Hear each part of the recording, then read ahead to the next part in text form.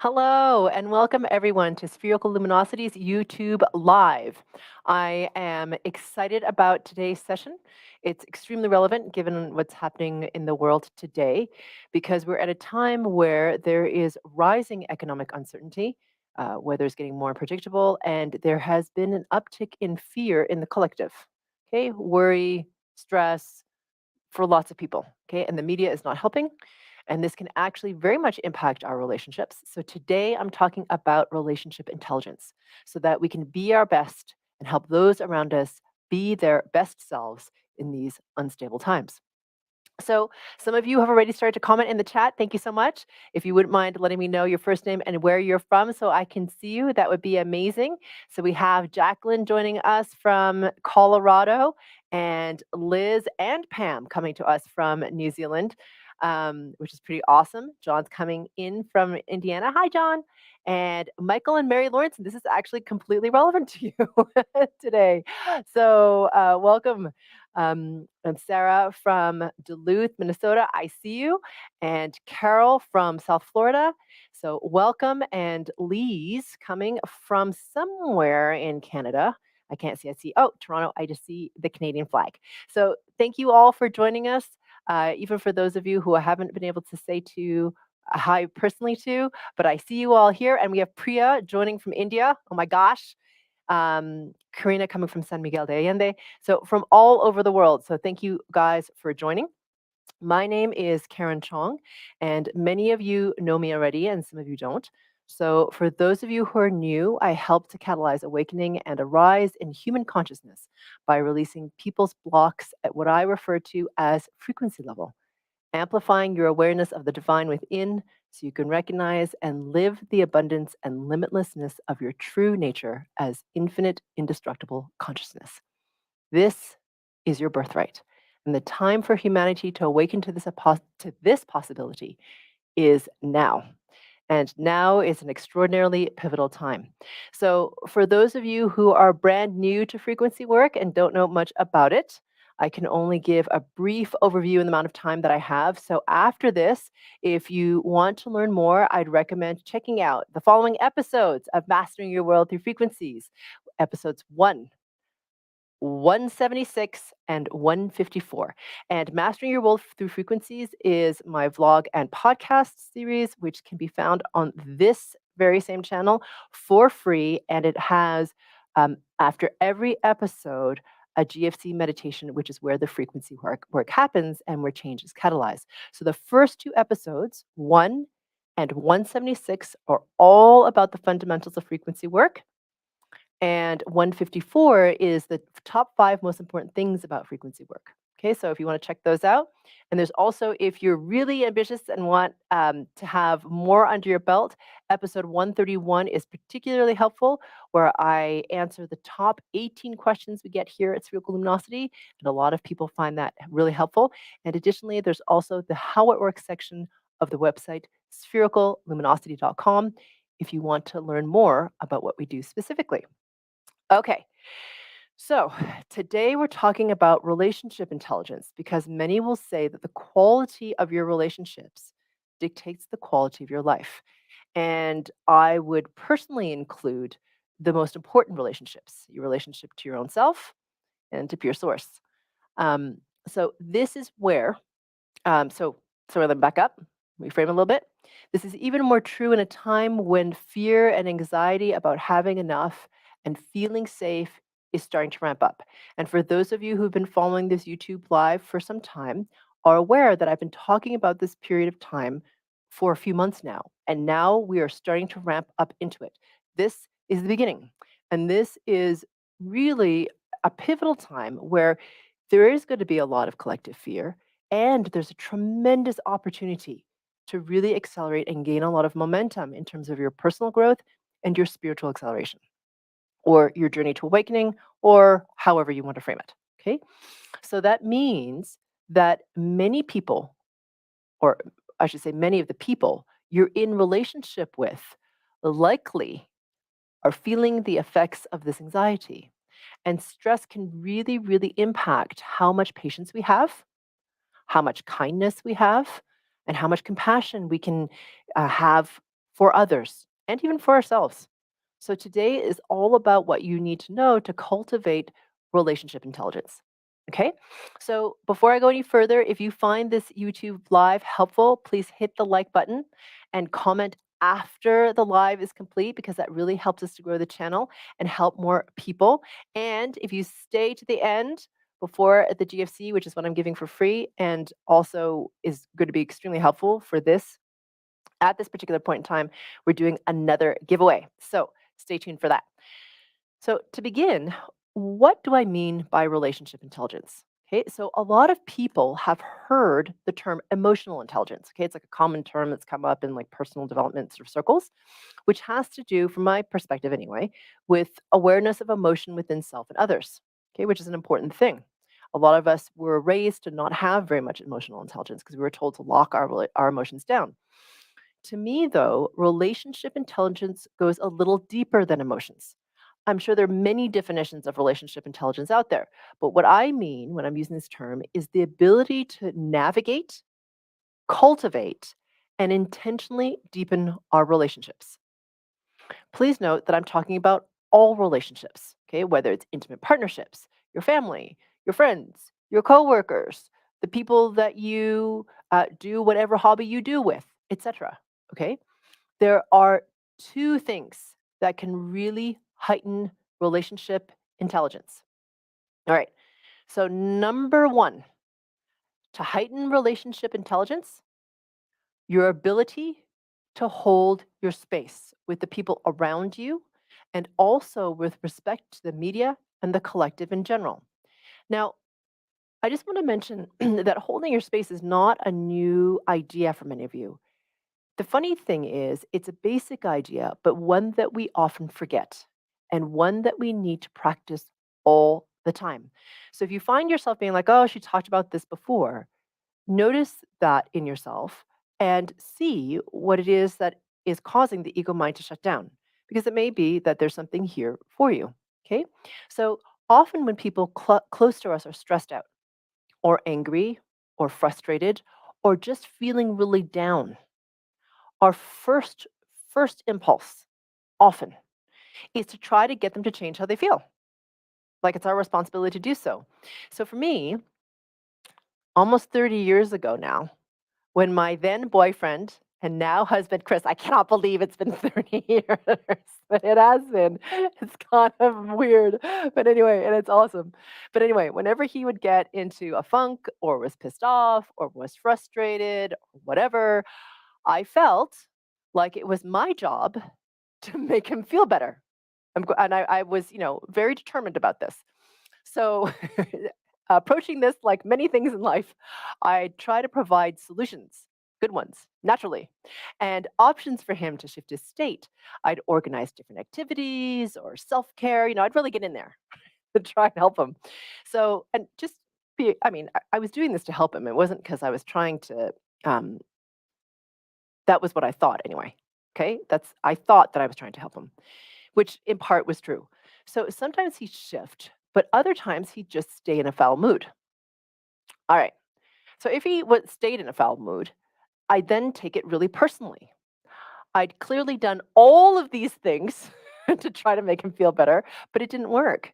Okay. And it felt really lousy to me because I had this sense that it was my responsibility to get him out of the funk. So it felt like I'd failed. And even worse, sometimes he'd be annoyed at me for trying to change his state. I don't know if this has happened to anyone else. And then I get cranky too.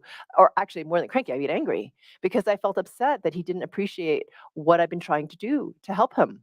Okay. Then all my victim patterns would go off. And then, all this like not great dynamic would happen. All right. So the longer someone around us is in a difficult space like this, and I mean emotional space, and which is also, by the way, a frequency resonance or a vibrational rate. The emotion is just an indication of the vibrational level. And the more intense it is for them, the more it can press in on us and start to impact how we feel too. And for me, it was pretty immediate and it started to trigger all of my distortion patterns. I mean, I was young, right? I was in my 20s, but still. So now we have two people who feel crappy instead of just one. And the ripple effect, okay, and I didn't realize this back then, but here's the kicker. The ripple effect of what you then co create as a mastermind from that lower frequency or vibrational state gets worse and worse. So the situation just escalates in drama, okay? And it's not good. So in those situations, which can happen often with your closest people, it's okay, two things. A, it's important to witness. It's important. Sorry, let me just I'm having a hard time talking today, guys. So bear with me. So A, it's important that you witness and acknowledge them while holding your space. Or said differently, keep your own frequency resonance high and in check. And B, to offer help without sacrifice. And here's the thing, to hold your neutrality and not to take it personally if they do not want that help in that moment. Boy, was that a hard one for me, right? Like I wanted him to accept my help right now. It simply means that they cannot or will not make that shift right now. They may later, but not now.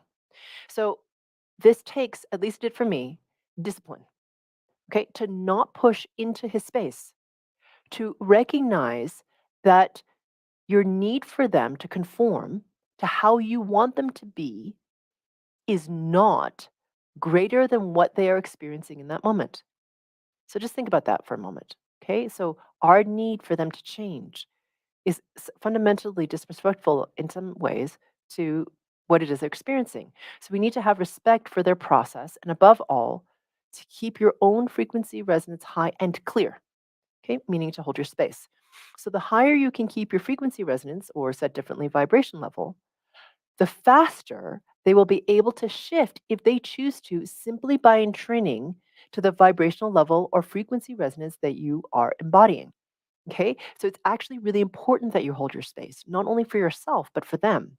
So if you want to know more about holding your space, I do recommend watching the infamous episode 122, Steady She Goes, Holding Your Space, on this very same YouTube channel.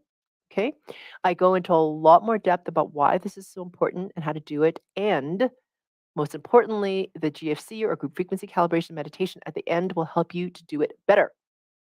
For those of you, especially who are more empathic and have trouble distancing yourself from others' emotions, which can really bog you down, make you heavy, then I'd recommend the Holding Your Space deep dive, where we address this at a deeper level.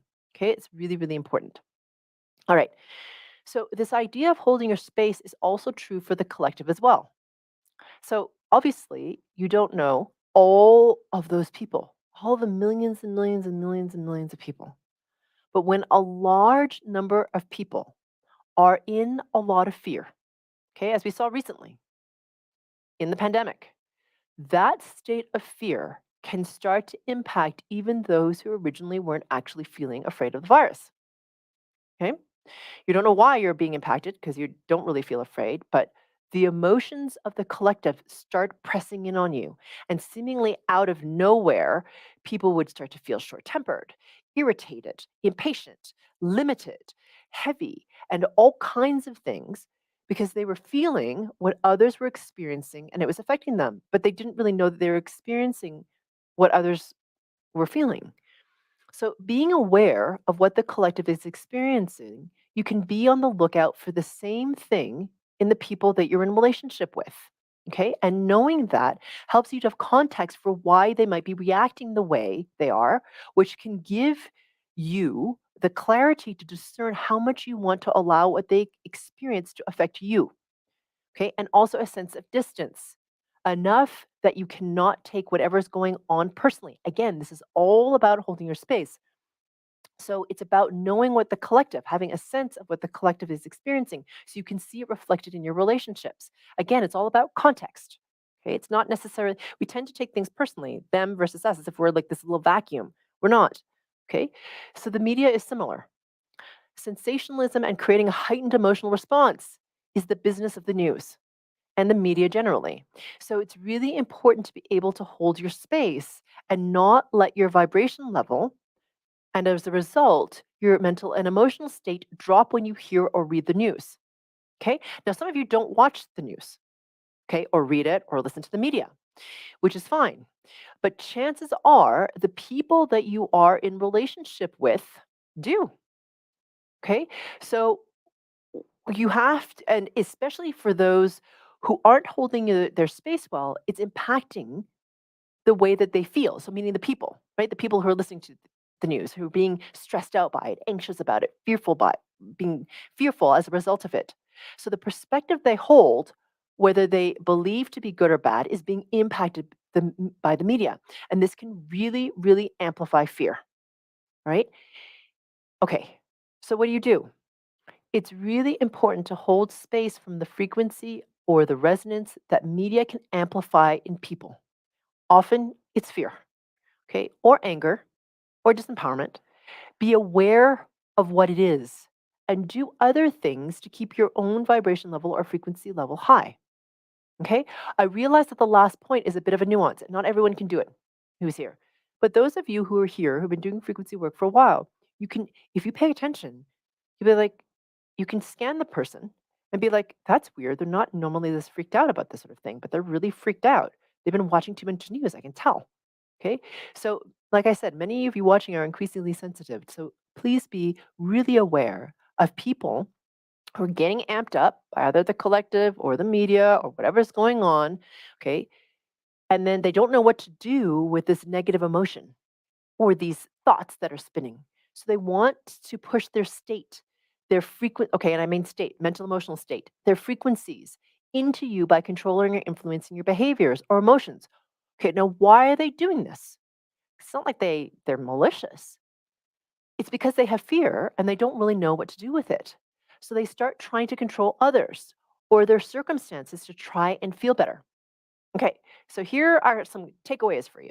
Okay, takeaway number one: if you're starting to feel anxiety or fear or stress, and you're not usually like that, ask yourself first, is this mine? I know it sounds bizarre because you're like, well, I'm feeling the emotion. What do you mean it's not mine? It's not always yours. A lot of you are sensitive to other people. And scan yourself to see if the emotion is yours or if it's from someone else. You would be shocked how often it's actually not yours at all. Okay? Takeaway number two: if you're aware that the emotion isn't really yours, you're like, wait a minute, I'm not really that afraid. This is my mother's fear, my father's fear, my auntie's fear, my sister's fear, whatever. If you're aware that the emotion isn't really yours, then become aware of your body, like immediately. Okay, become aware of your body, the space between your toes, the feeling of your feet against the ground, the space between your ribs, whatever it is. And then right after that, become aware of your connection to pure source immediately. Okay, so I know I've said this before and I've said it often, but things are quite simple on spirit level. The more that you can come into the 0 point, okay, because that's what all that stuff does, being centered in the body, becoming aware of your connection to source, become present in this moment of time, helps you to center into the 0 point. Why is this so important? It is because it's in the 0 point that you're the most aligned with life. You feel the most stable and centered. Okay. And the more you'll be able to hold your frequency resonance or your vibrational level high and to be able to distinguish when what you feel is being impacted by what others feel. It's actually a very important discernment because so easily in relationship, we can blame the other person. You're making me do this. That's happening, right? We don't take accountability for our own state. So, what can be really powerful if you're really being pulled out of your zero is to take or listen to the centering into the zero JFC. Okay. Out somewhere in nature. This is actually takeaway number three, people. So, take the centering into the zero GFC, okay, which is available on the website. Go out to nature, okay? Park bench, walk with the dogs, sit on the grass somewhere, sit in your garden, whatever. It will start to clear ahead because now not only you're listening to the GFC, which is pulling you into the zero, you're now in the earth frequencies, which are centered in the present moment of linear time, okay, which are really powerful and can help you feel centered and more like you.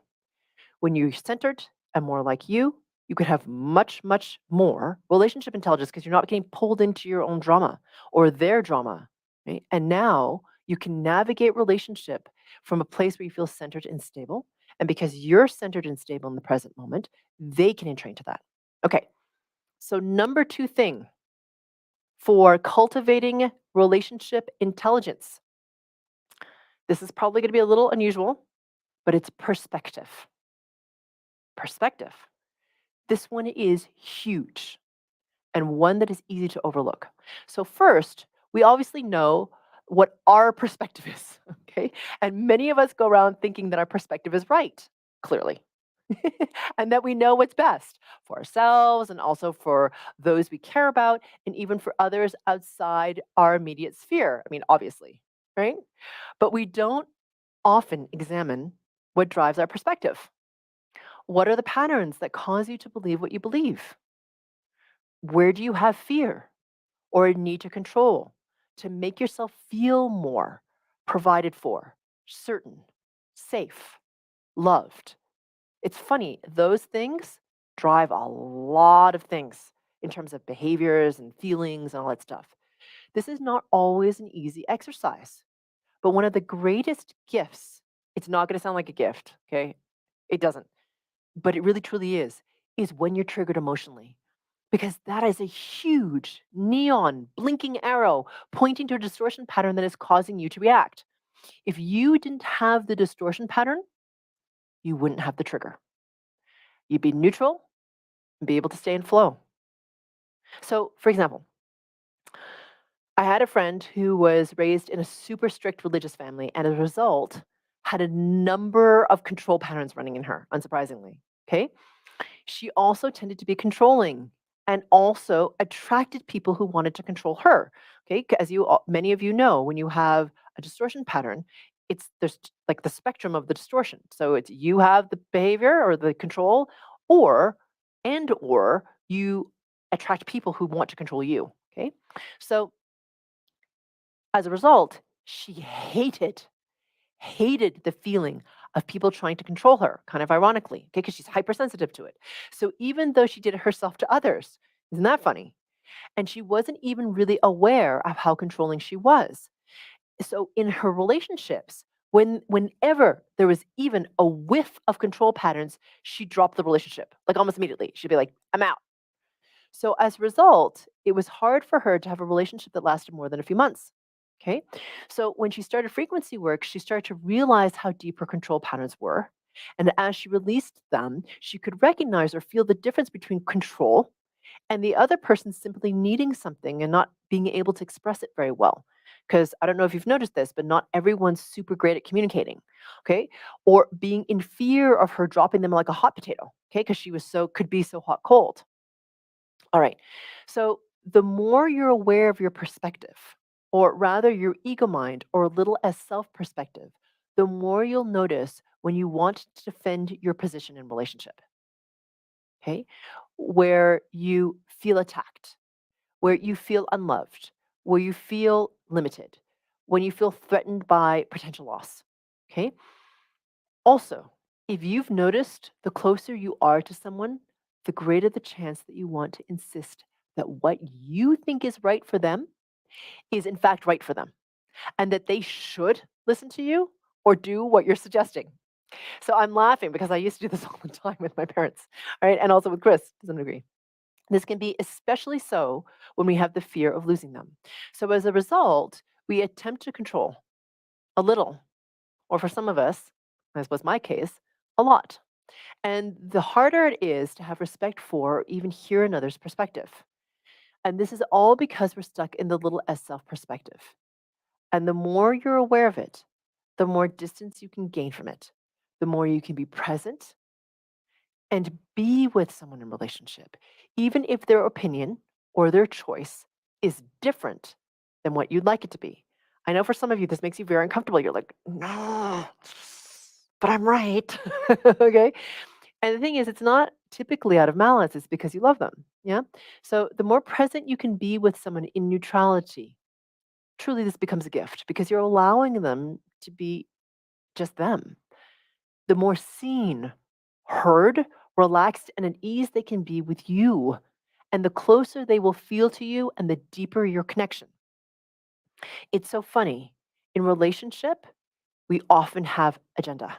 Okay. And when people feel that you don't have agenda and you're just present with them, my God, it's like amazing freedom and a relief because they can just relax and be them. And that's often not something that they're allowed to have or be. So when you're triggered, as I mentioned, the trigger is an indicator of a distortion pattern. We can often think it's the opposite. The trigger causes the distortion pattern, when in fact, it's the opposite. It's an indicator that the distortion pattern is there in the first place. So, for example, think about somebody or imagine somebody with habitual road rage. Okay. So every time they get in the car, some, let's call it jerk. I was going to curse, but let's call it jerk. All right. Is cutting them off and driving like an idiot. Okay. That whole thing. It's not like every time they get in the car, a person who cuts them off is like a total imbecile every single time. And even if the other person is driving like a jerk, often to someone outside the dynamic, the response of the person with road rage is completely out of proportion to what actually happened. Okay, so what's really happening? What's really happening is that the person with road rage has a distortion of anger running, and their mind is unconsciously searching for something to focus on. And look, there's that driver who did something they shouldn't have, right? So we all have distortion patterns running, and it's what your mind then does with them that causes our relationships and how we behave in them to be the way they are. So, another takeaway for you is how adaptability of perspective deepens relationship intelligence.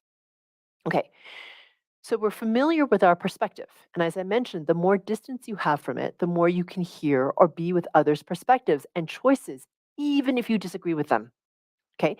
Think they're being foolish, or you're certain that they're making the worst choice ever, or you're really, it's like super clear to you. Okay. The more distance you have from your own little s self perspective of the ego mind, the higher your vibrational rate or your frequency resonance, the more it allows you to understand their perspective. You may not agree with it, but you can understand it and or to see the distortions that are causing them to behave or think the way they are. So when you can view things from their perspective, your need for them to be the way you want them to be because you're right or because you know what's best starts to shift. You start to understand their limits, how they perceive the world, where they can meet you when they're simply not able to. Okay. For some of you, as your vibrational level rises, the higher your frequency resonance, the more you'll start to feel, perceive, or know the distortion patterns in others and what causes them to be the way they are, which gives you more compassion and more clarity about what it is that they can give and how they can be in relationship. Okay. Sometimes I find that's interesting. We can insist that someone should be different than they are because we want them to be different with us. It's important to have clarity around what people can actually give, how much they can really shift, not because you want them to, but what can they really do? And then decide from a place of neutrality whether you want to be in relationship with that dynamic. So just as another example, I had a friend who I always had a fun time with, okay? But I was really aware of um, his limitations in terms of how strong his own filters are when he perceived others' motivations. So he was often wrong about why people did what they did, and they were kind of out there what he thought. And as a result, he would make huge assumptions that would sometimes bring relationships to an end, which were based basically just on something that was happening on his head. It wasn't actually what was happening at all. And he also had difficulty holding to his commitments because he wanted to please everyone. So it was hard for him because he was always letting himself get pulled in different directions. He couldn't say no to people.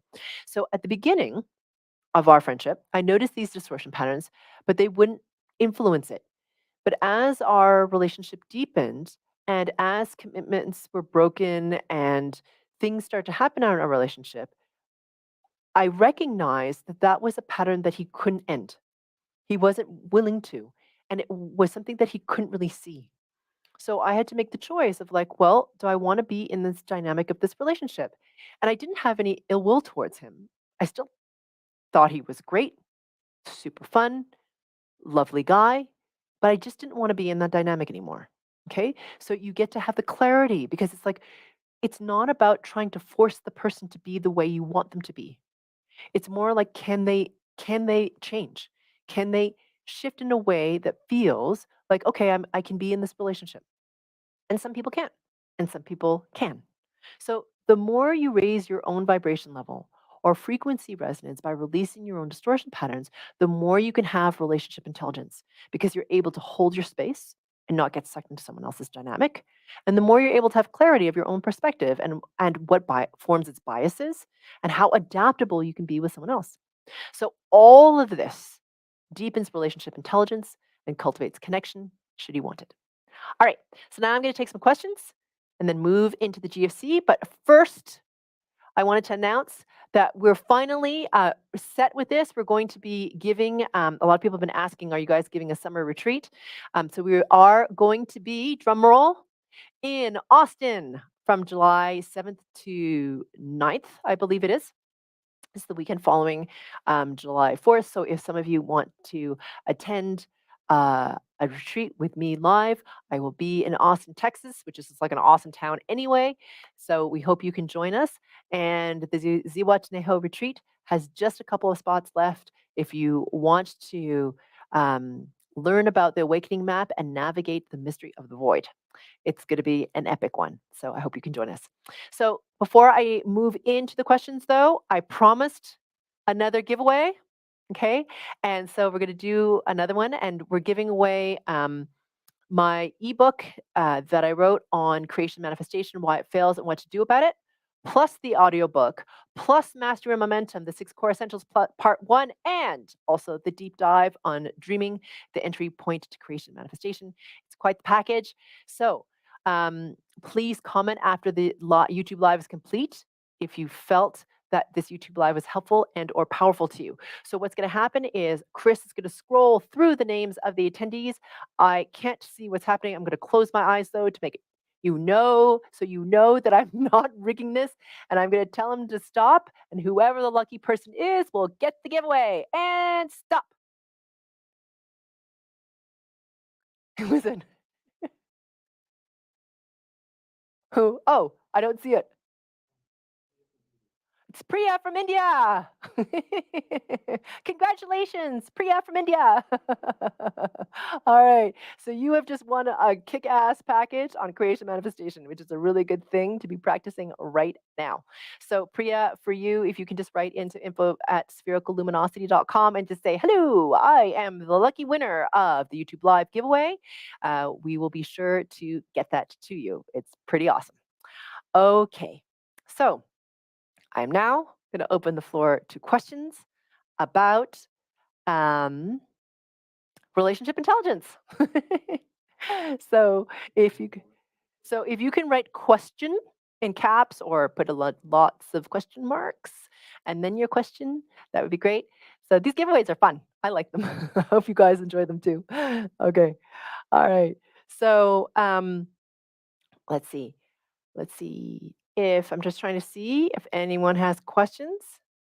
I'm just giving you some time. um, to see what we come up with. Okay, I'm going to start with the questions with regards to relationship intelligence. Some of these questions have been good, but let's see what else people have to ask about relationship intelligence, and then I will get to these. Okay, if there are none others, which I'm happy to answer. Um, okay, so let's answer this one from Lise. Oops, just a moment. Okay. So, how do we help someone who is depressed? Okay. This is a really good question because depression is a really big thing. And it can really impact the relationships around that person. And it can be like a big black hole, right? Because it has a lot of draw to it. So, meaning as the person becomes more and more distorted because they're not anywhere near the 0 point of space and time, they're rendering further and further and further away from it. What can happen is it starts to, because imagine if you can imagine sort of like a top, right? And when you spin it, it starts to wobble at the end. That's kind of like what happens with depression. Okay. It kind of like creates this vortex of wobbliness, which can create a lot of uncertainty in the field and a lot of downward pull. All right. So, what to do in that situation is first to ask yourself, well, it depends on the nature of your relationship. So, if this is an intimate partner, you have to ask yourself, um, first of all, how you can hold your space from that depression, which can be really hard, especially if you're working with somebody who's very, very heavily depressed. Okay, so there's a lot of distortion around, guilt and shame and not doing enough, right, etc. If you're trying to hold your space, like you should be empathetic and sympathetic and like help them more. But truly, the more off center you are, makes their depression heavier, okay? Because now they have no reference point for somebody with stability. The other question you have to ask yourself is, do you want to be the stable point for that person? Okay. So it can be hard. And I know that's a loaded question. And you have to ask yourself, why do I feel like I have to be stable? Not because you're necessarily leaving them, but what is the distortion running through you that you feel like you have to provide that? Okay. So it's nothing to do with them. This has to do with you. Okay. So asking yourself that question. Now, if this is like not, and this is if this is that's somebody close to you, right? Like a partner, parent, child, that type of thing. So to clear, as you start to clear yourself with regards to your own distortion around your role in your relationship with a person with depression, you'd be surprised what can change. I've worked on clients where this starts to happen. The person starts to step more into their authority, into their power to co-create. And it's funny, you're not doing it for them, you're doing it for you.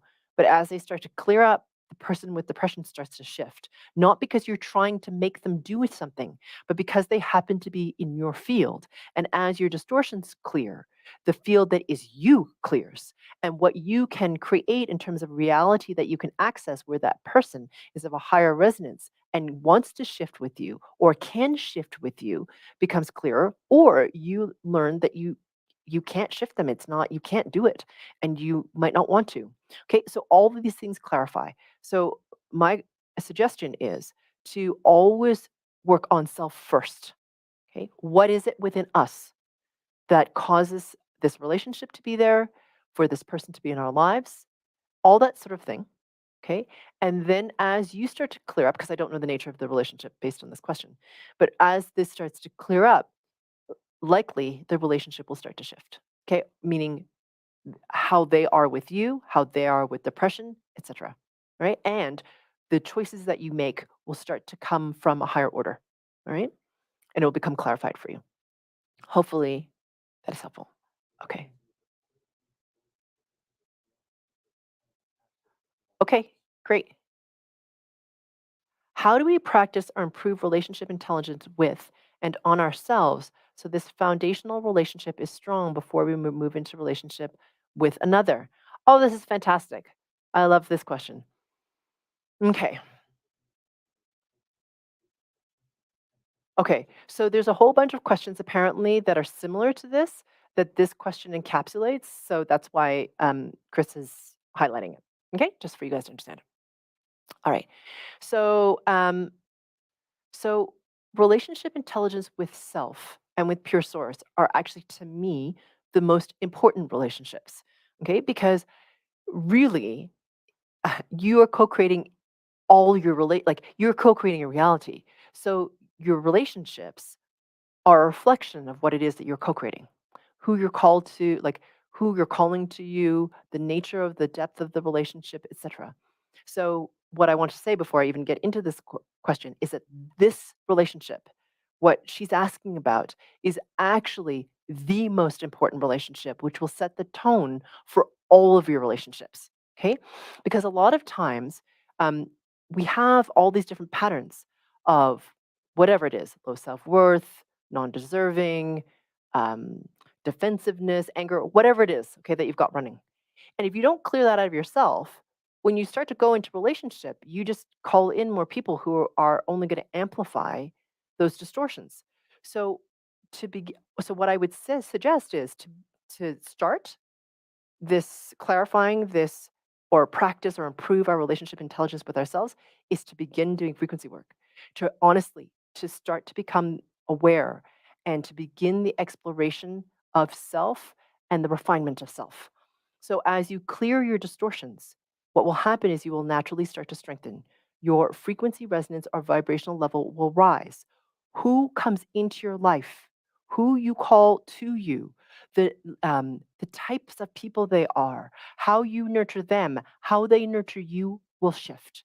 So, to answer this question is first begin frequency work and then have the courage, the desire, and the willingness to look at yourself. Okay. And so for many of you, you're like, yeah, yeah, be aware of yourself. Truly, if you can't be aware of yourself, nothing can shift because you're running blind. So how are you going to release anything if you don't even know what it is? Okay. So to be aware of the patterns that are happening in your life, the things that occur over and over again.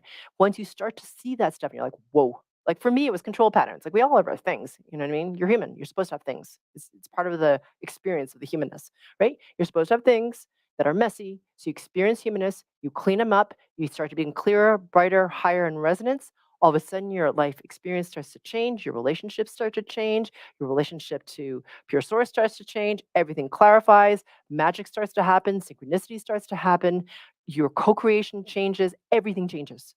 So even if you, I mean, no one's in an isolation, right? We're all in relationship all the time. But you'll notice as you do frequency work, the chances are people will drop out of your life. Okay. That's just what happens for the most part. People drop out of your life, new people come in. And then you really start to appreciate and value those relationships that you have because you start to realize that they're reflecting to you, the ones that you um, cultivate, the ones that grow with you. It's like you get to grow together and you get to mirror with each other what it is that you get to learn and grow from. And the ones to me that are the most precious are the ones that are the most like candid.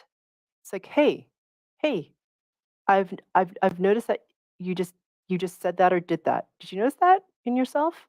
Right? There's no judgment. It's just like, did you notice that? Whoa. No, I didn't notice that. Thank you. You know? So even those relations, it's like where it's safe, for you to have that reflection given back to you. So that's what I would say. And if you're talking about moving into relationship with a partner, you don't, okay, so first of all, I just want to say you don't have to clarify all of your distortion patterns. Some people, for some reason, feel like they have to clarify all their distortion patterns before they can ever enter a relationship. Okay, here's my perspective. You can learn something from anyone. So when you have intimate partnership, and we have this idea that we need to be with someone for the rest of our lives, you don't. Okay. You can have an intimate relationship with someone where you learn a tremendous amount from each other. You like catalyze growth and you're together for 2 weeks. Okay. I'm not suggesting that you sleep with every like person that you ever meet, but I'm just saying it. Okay. You don't even have to sleep with them. But my point is simply like we have this idea that they have to be long term things. They can be. But also, intimate relationship is like in that fire of that relationship, and you can mirror each other. You can learn a lot. Okay, you can learn more about where you need to strengthen, how you're controlling, etc. So my point is, you don't have to clear every single one of your distortion patterns in order to like meet someone, enjoy their company, and to grow. Right. So that's just my perspective. Hopefully that's helpful. All right. I went on longer than I expected about that. Okay. All right. I think I have time for one more question. Sure. I don't know what the question is. Wonderful. Chris is going to pick them. I have no idea what's happening. All right. Great. Yeah, perfect. Great. So, how does relationship intelligence repair or assist somebody whose fear prevents them from connecting with others and possibly makes them emotionally unavailable? Ah, what an interesting question. Okay, I'm going to take a sip of water. Excuse me. I'm just going to cough for a second.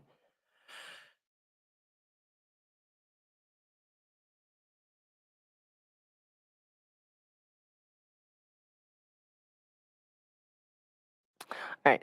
Thank you for your patience. I've been talking a lot. So, all right.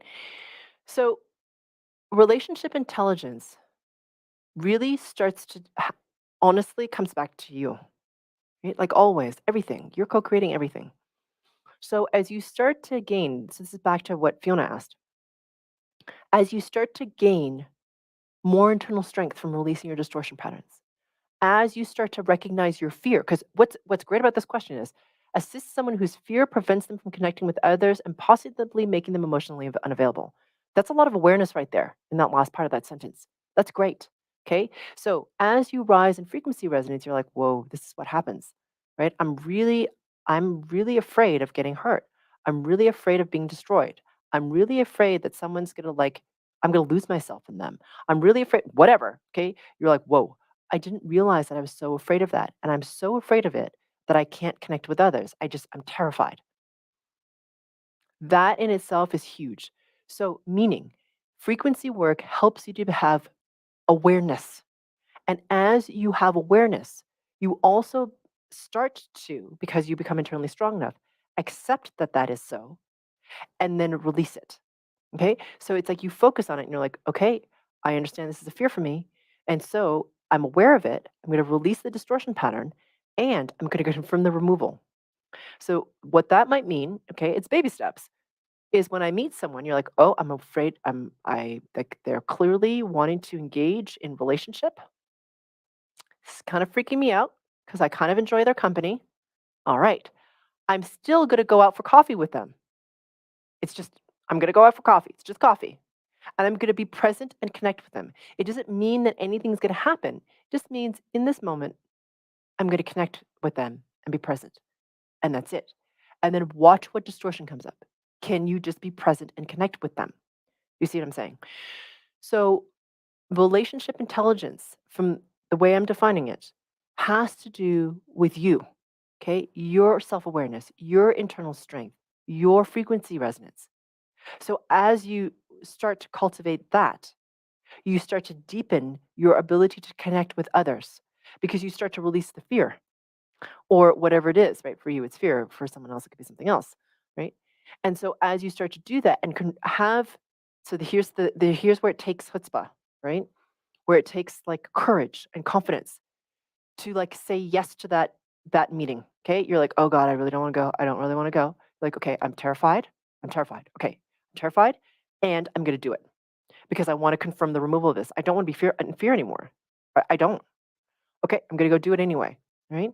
And even if it's like an awkward mess, the fact that you went is in part a confirm the removal. Does that make sense? Because you went despite your fear. So you're confirming the removal of the fear. Make sense? So the next time you'll be like, okay, that wasn't so bad actually. I've confirmed the removal. Oh, look, I'm more relaxed. Okay, yep.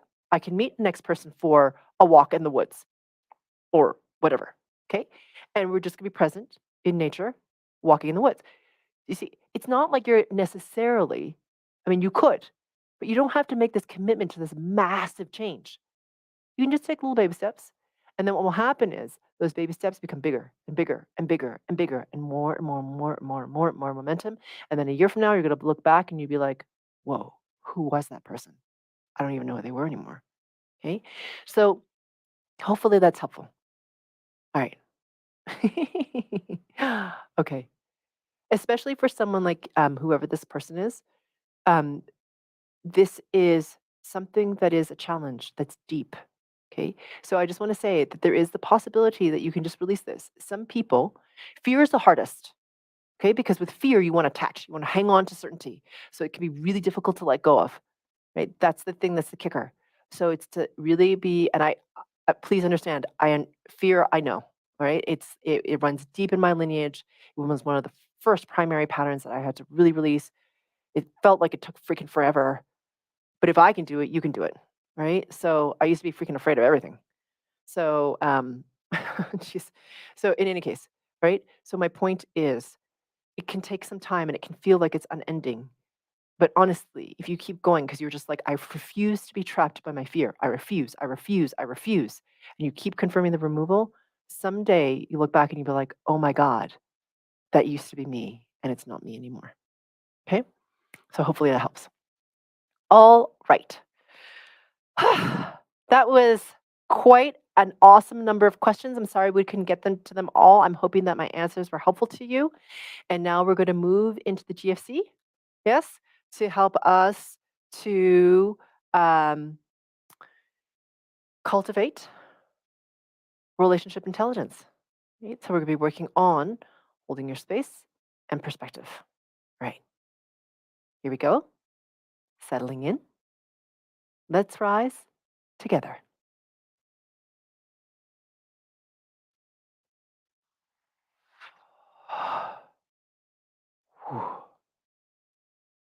Becoming aware of your body. And as you become aware of your body, okay, just noticing your whole body. So scanning your body, whether it's from the top of your head down to the bottom of your feet, from the bottom of your feet, all the way to your crown, front to back to front, inside out, outside in. It doesn't matter.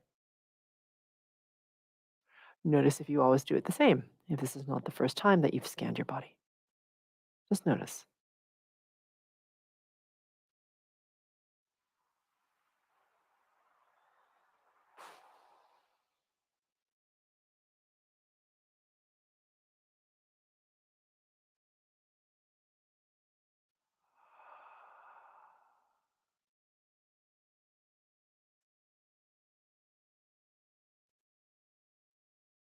Good.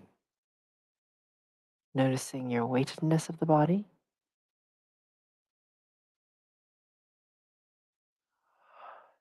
Noticing if your weight is evenly distributed. Okay, so if you're sitting, are you sitting more heavily on your right side than your left? Are both sides relaxed? If you're lying down, is your belly contracted or your jaw slightly clenched?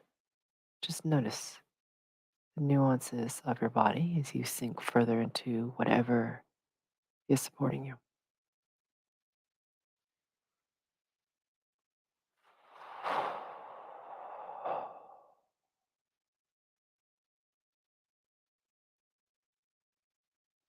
Becoming aware of your breath as it enters and leaves the body.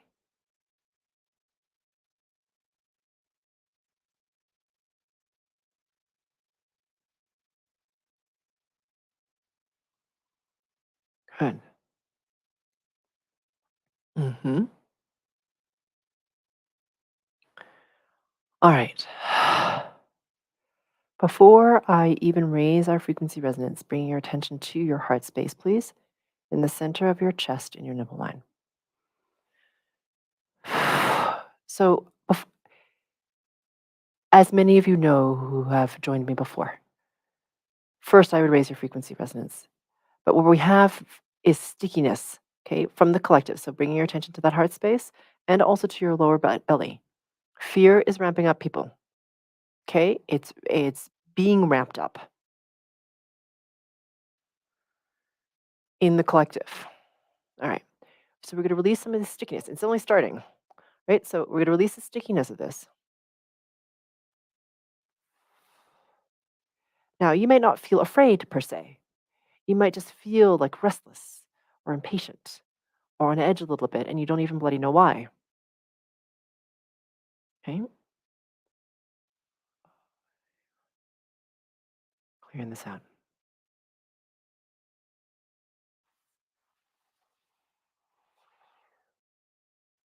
Yes.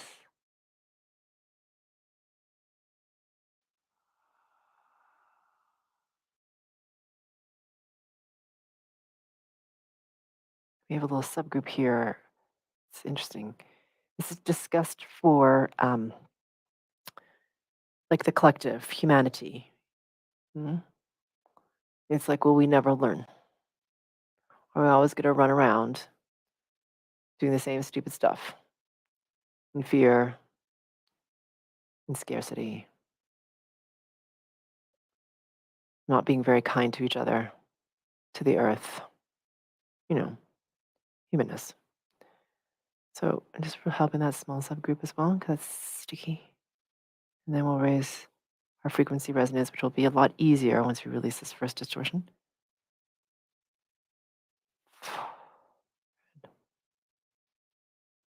Yeah.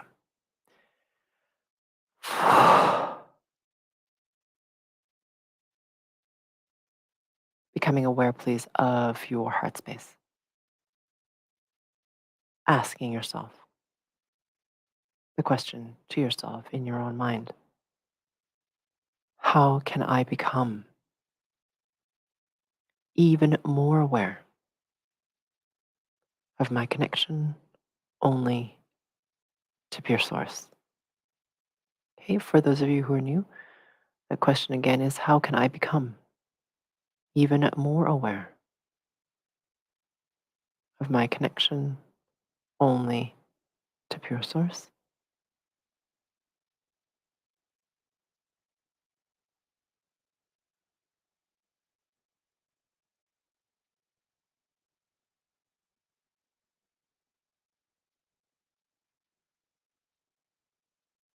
And as many of you know, as you ask yourself that question,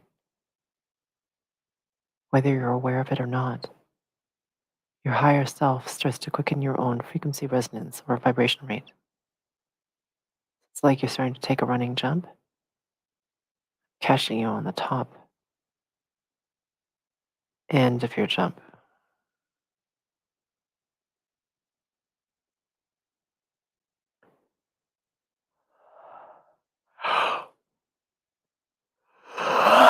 Pulling your frequency resonance or vibration level even higher.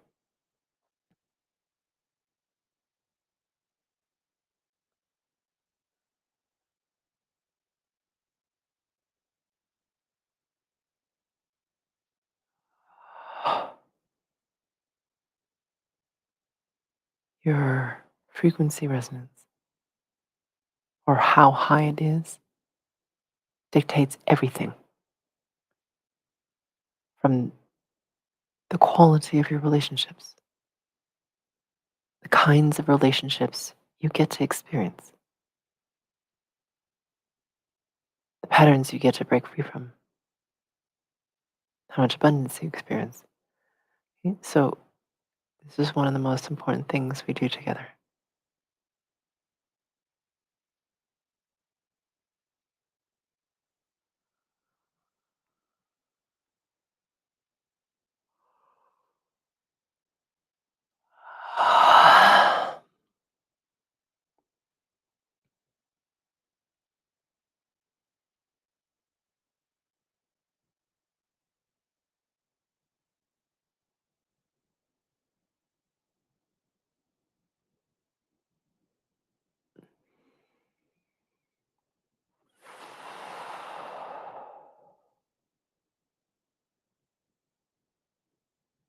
Good. All right. So, keeping your attention in the heart space and being aware, imagining, sensing, or feeling your spirit body, which is a sphere at arm's length all around you. So, just imagining a sphere all around you, arm's length. Okay, above you, in front of you, behind you, below you, sides of you. hmm And there you are, right in the very center, the physicalness that is you. So, for a moment here, I'm really going to clarify. Okay, you're all at very different levels of resonance. I'm going to clarify you and the space that is you. So when you feel someone come into your space, it's really going to feel very not good to you. Okay. You probably like you some of you may have like a visceral response, like you start backing away from the person, like you just you notice yourself start to like wanting to leave. Okay. Or you will feel irritated. Okay. Or you'll just like something will happen where you're like, oh, gotta go. Phone calls come in, gotta go. Right. So why? So you can start to be sensitive to when people start to push into your space. Okay, so you know you need to hold your space. Now, for some of you who've been doing this for longer and your frequency resonance is higher, this will modify and modulate to you. So when you feel the frequency resonance of, say, the media coming in through somebody you know, you'll feel it. You're like, not in my field. Get out. Okay, so it can be that refined. For some of you who are newer, it's just somebody coming into your space. Okay, it may be with the intention of love, but it's still control. Okay, and it's still pushing into your space in a way that doesn't feel very good. So here we go. I'm just gonna be quiet for a few seconds here.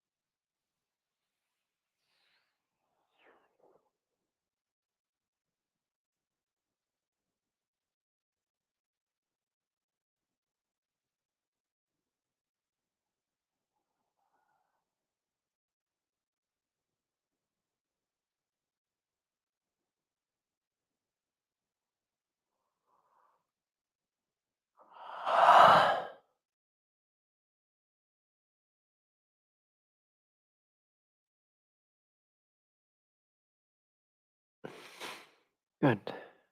Imagining, sensing, feeling, becoming aware of a brilliance from deep within that starts to expand in all directions out from the center of you.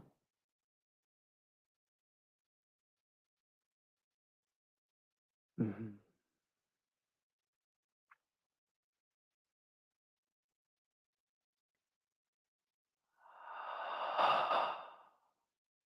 Yeah, let's amplify that brilliance. So imagining that brilliance getting even more bright.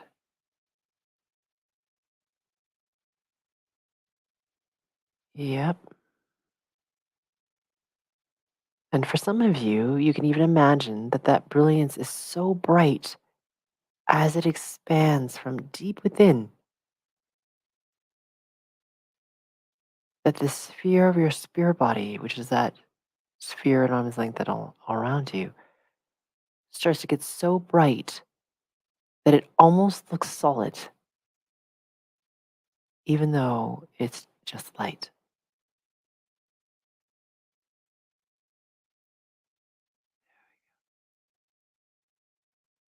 Mm, really good. Yeah. And for a small subgroup here, releasing the guilt, shame, the feeling bad, okay, for holding your space. Intellectually, you understand that holding your space helps you end them. Distortion patterns are distortion patterns. They cause us to feel and think all kinds of things, whether or not it really serves us. So let's release the distortion.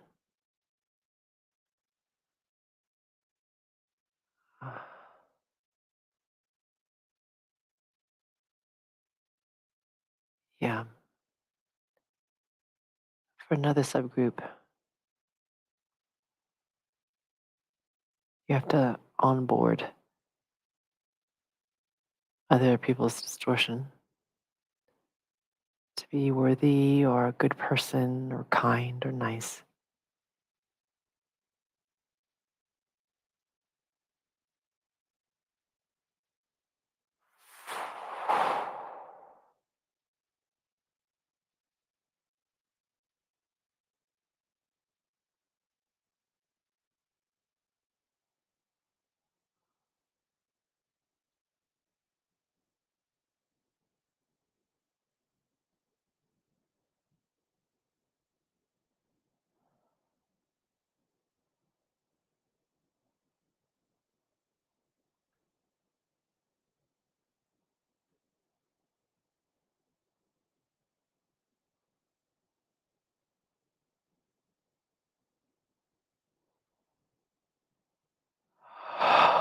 Good. Great. All right. So still in the heart space, right in the center of the chest and the nipple line. All right. This is the fear that if someone doesn't do what you think is best, that you'll lose them in some way. Okay? Like either to physical harm, to death, emotionally lose them, whatever, lose them.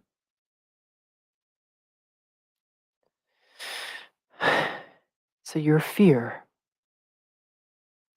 is greater than, or more important than, I should say, their freedom. That's a difficult one. So let's release this, okay? Can't think your way to it.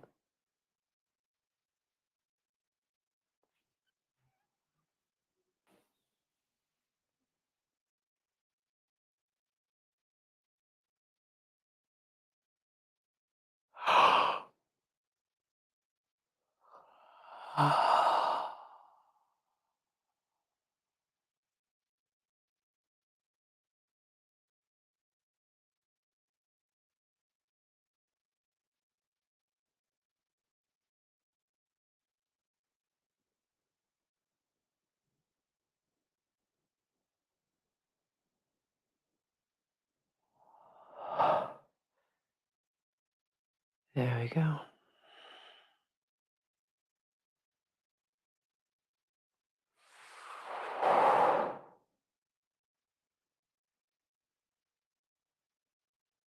Yeah. Imagining, sensing, feeling, becoming aware of the brilliant blackness of the void, space of absolute nothing and absolute potential.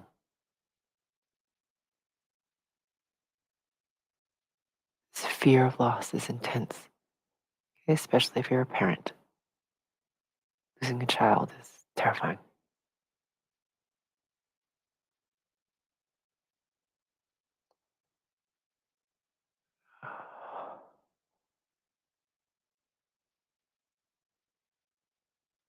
Listen, releasing, allowing that brilliant blackness to expand from deep within you all the way out in all directions around you. Some of you will feel like the humming of potential or the like tingly buzz of it. Some of you will just feel it, know it. Mm.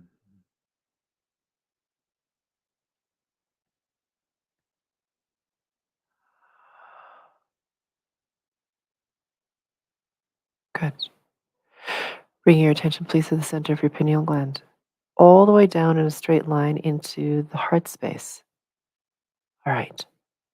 This has to do with attachment to our perspective, aka I'm right. Hmm? This one's easy. It can sneak in all kinds of ways. It's hard when we have the ego mind. And it is totally possible to distance yourself from it, to realize when it's tripping, be like, that's not necessarily true for me. All right, here we go.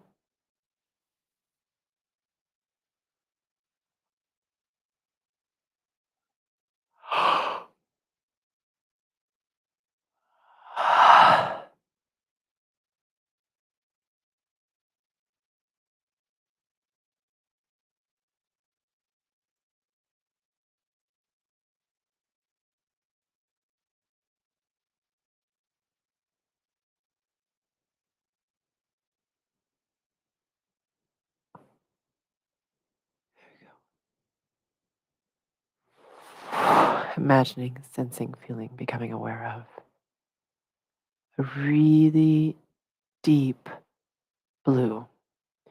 Okay, it's so blue and it's so inky. It's almost black, but it's not. And it's really brilliant.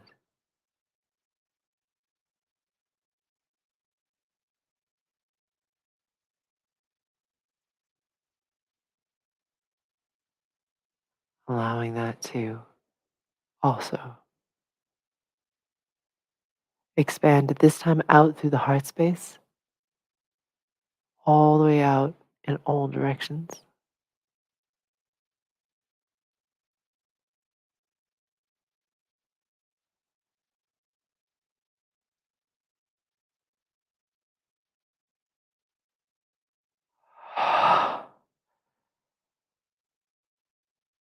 Yeah, yeah. And bringing your attention now, please, to the front of the throat and the lower belly. It's interesting. There's a really large subgroup here where the distortion is you don't, it's a non deserving pattern. So you're less than the person you're in relationship with. Okay, it doesn't matter if the person's your teacher, your doctor, your best friend, your whatever. Okay, doesn't matter. It's like somehow you're less than. Okay, let's release that.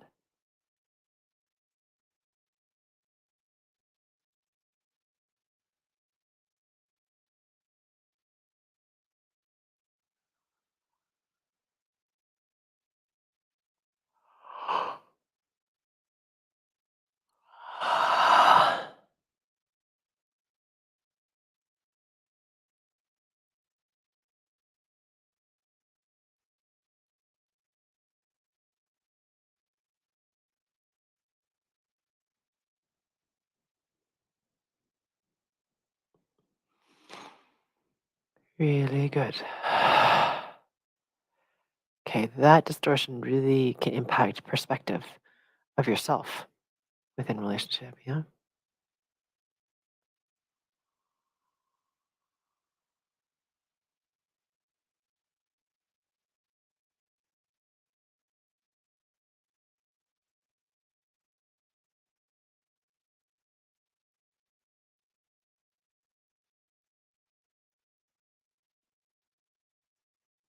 Good. Yep.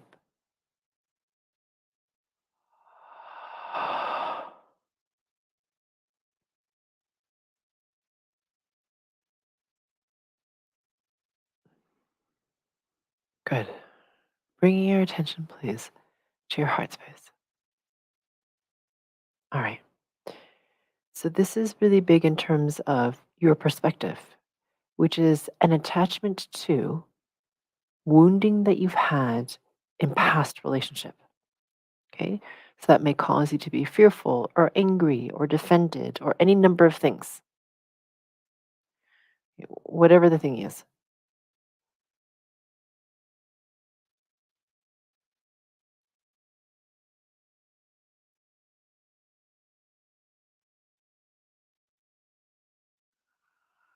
Cause judgment.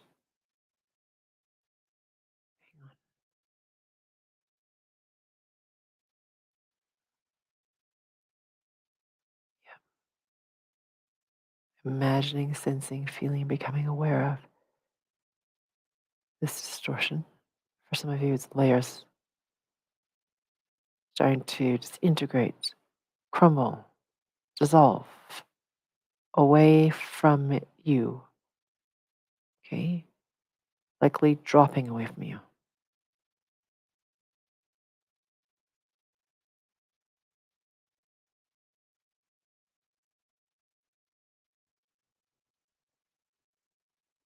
Good.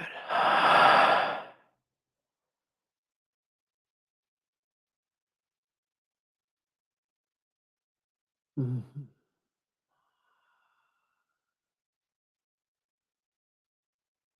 So not only will this help you be clearer and brighter and lighter, it's so much easier to have compassion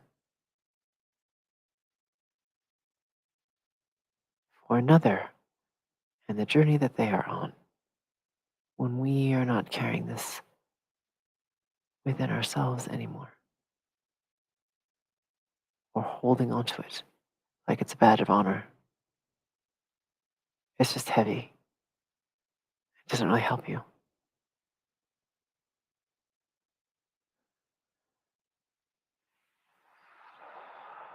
certainly doesn't make you better. You know?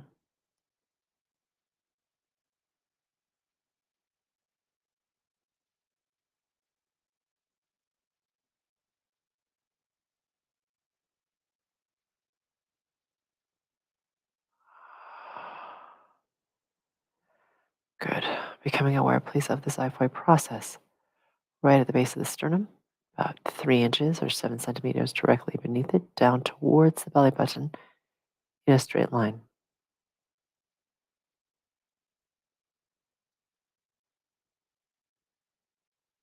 Clearing out the pain body because the pain body has memory of you before all the frequency work was done.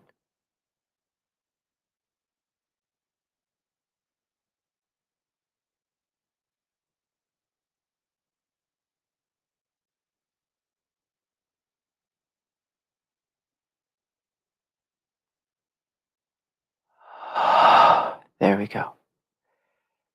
Everyone, take a big breath in. Hold it for a good 2 to 3 seconds. Then releasing it with some sound.